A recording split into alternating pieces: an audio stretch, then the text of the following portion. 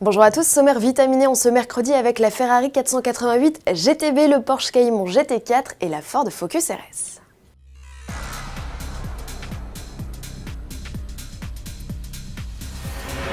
Dites adieu à la 458 Italia et bonjour à la 488 GTB. Le 3 février, Ferrari a levé le voile sur une nouvelle supercar.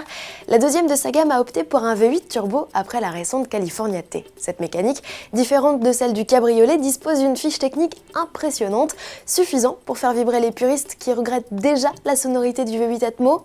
Revue de détail avec Jean-Éric Raoul, rédacteur en chef du magazine Sport Auto.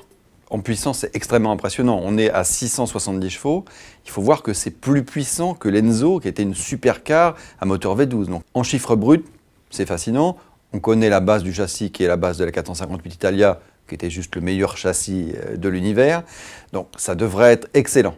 Mais la vraie question, c'est est-ce qu'elle va vraiment nous faire vibrer? Est-ce que le son du moteur va être au niveau de la légende de Ferrari? Est-ce que la prise de régime, est-ce que ça va monter dans les tours comme on y était habitué? On sait que c'est des domaines sur lesquels pêchent de manière traditionnelle les moteurs turbo. Ils ont bien travaillé avec la California T, mais on attend de voir ça sur la 488.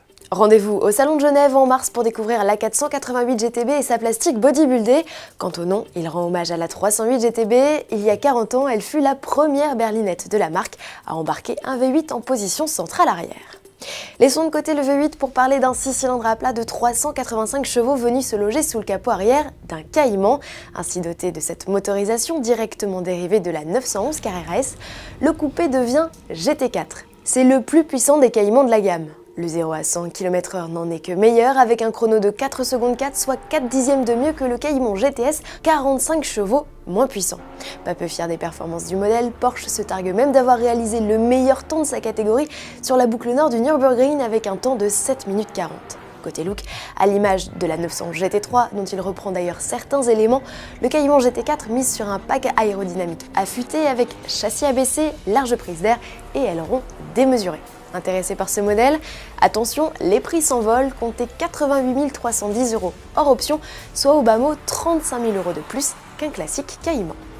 Terminons ce journal avec une autre sportive allemande au caractère tout aussi trempé et à l'imposante musculature, la Focus RS. Ford a révélé comme promis sa nouvelle compacte sportive ce 3 février, sans pour autant en dévoiler la fiche technique.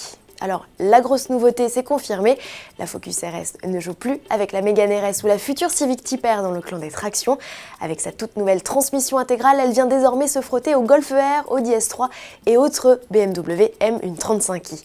Question puissance en revanche, rien de concret, Ford annonce donc toujours plus de 320 chevaux tirés de la motorisation 4 cylindres de la nouvelle Mustang. Pour en savoir plus, rendez-vous au Salon de Genève en mars prochain. Et pour suivre toute l'actualité, une adresse salon.autoplus.fr. À demain!